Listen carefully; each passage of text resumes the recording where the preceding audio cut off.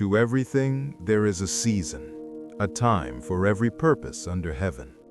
Ecclesiastes 3:1. We live in a world that is obsessed with the chronometer. We are governed by the frantic pulse of the second hand, the notification pings of our digital calendars, and the relentless pressure of social milestones. By 25, you should have the career. By 30, the house. By 40, the legacy. We look at the clock and feel a tightening in our chests, a low-grade fever of anxiety, telling us that we are late, that the window is closing, and that time is a predator hunting our dreams. But I am here to tell you that time is not your enemy. Time is a canvas, and the brush is held by a creator who does not operate on a 24-hour news cycle. If you feel like time is against you, it is likely because you are measuring your life by Chronos, sequential, quantitative time, rather than Kairos, the appointed, opportune moment of God's favor. The greatest lie the enemy whispers to the restless heart is that it is too late. We look at the success of others and feel like we've missed the boat. We see the years we think we wasted in grief, in wandering, or in mistakes, and we assume those years are subtracted from our total potential. However, the biblical narrative is a direct contradiction to the cult of the early achiever. Consider Abraham and Sarah. In a world that prizes the vitality of youth, God waited until they were well past the age of childbearing to fulfill His promise. Why? To prove that His timing is not bound by biological limits. Joel 2:25 offers a radical promise. I will restore to you the years that the swarming locust has eaten. Think about the depth of that promise. God doesn't just promise a better future, He promises to reclaim the wasted past. He can compress decades of growth into a single season of favor. When you think you are behind, remember that God is the author of the story, and He loves a plot twist in the final act.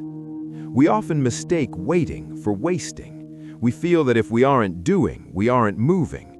But in the economy of heaven, the hidden years are the most productive.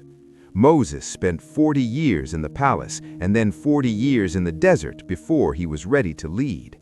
David was anointed king as a boy, but spent years running for his life in caves.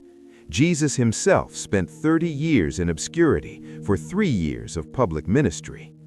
If you feel like you are in a holding pattern, you aren't stuck, you are being seasoned. You cannot rush the depth of a root system. Isaiah 40:31 reminds us, "But those who wait on the Lord shall renew their strength. They shall mount up with wings like eagles. They shall run and not be weary. They shall walk and not faint." Waiting isn't passive, it is strengthening of the spirit. The eagle doesn't flap its wings frantically to stay ahead of the storm. It waits for the thermal updraft to carry it. When you stop fighting the clock and start waiting on the Lord, you trade your limited energy for His infinite power. Our modern anxiety stems from a culture that demands constant output. We feel that if we aren't producing, we are losing ground.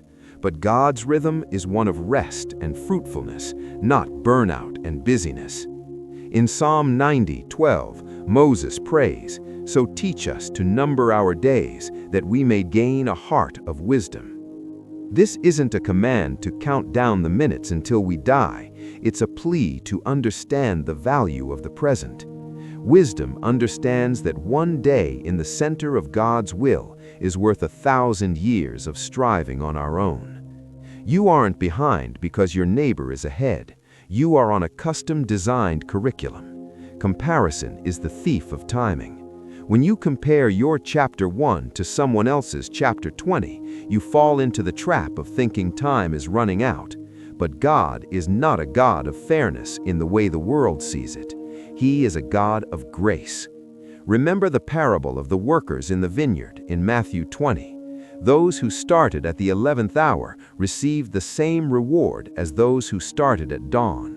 It is never too late to step into your calling, because the master of the vineyard is the master of the clock. There is a specific law in the spiritual realm, the law of the harvest. Galatians 6:9 says, "And let us not grow weary while doing good, for in due season we shall reap if we do not lose heart." The phrase due season is vital. You cannot force a seed to become a tree overnight. If you dig it up every day to see if it is growing, you kill the process. Many of us are stressed because we are trying to harvest in the season of planting. If you feel the pressure of time, ask yourself, am I trying to force a harvest that isn't ready? Trust the soil, trust the sower, trust that the internal work being done in you right now, the character building, the resilience, the faith, is the very foundation required to sustain the blessing that is coming. Often we set arbitrary deadlines for God. We treat God like a vending machine with a timer. But 2 Peter 3:8 puts our human perception of time into perspective.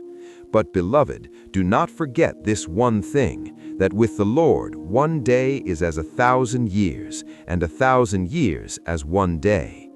God is outside of time. He sees the end from the beginning. When you surrender your timeline to Him, you find a supernatural peace. You stop looking at your age and start looking at His faithfulness. You realize that your late start might actually be a perfectly timed arrival for a door that hasn't even opened yet. Stop checking the clock and start checking your heart. If you are breathing, there is purpose. If there is a pulse, there is a plan.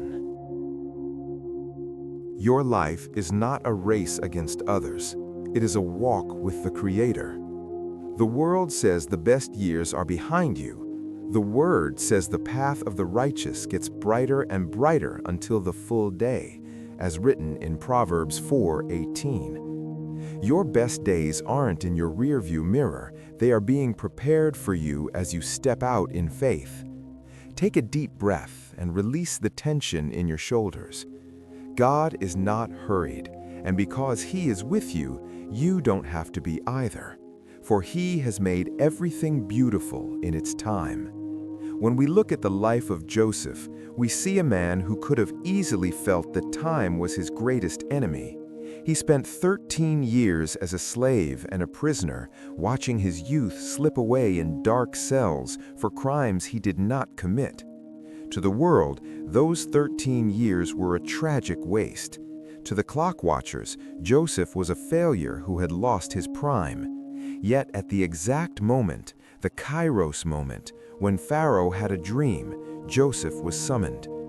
If Joseph had been released a year early, he wouldn't have been in the prison to meet the cupbearer. If he had been released a day late, the opportunity would have passed. God's timing was precise, down to the very second. When you feel like you are losing time, remember that God is using time to position you. He is not just preparing the blessing for you, He is preparing you for the blessing. If Joseph had been promoted to second in command at 17, his ego would have destroyed him. He needed the 13 years of wasted time to develop the humility required to save a nation. Your delay is not your denial, it is your development. Do not let the digital age dictate your internal peace. The world moves fast, but the Spirit moves deep. When you align your heart with the eternal, you realize that you are exactly where you need to be to get to where God is taking you. The pressure you feel is usually an invitation to pray, not a signal to panic. Let the peace of Christ rule in your hearts, knowing that the one who began a good work in you is faithful to complete it. You are not running out of time, you are running into your destiny.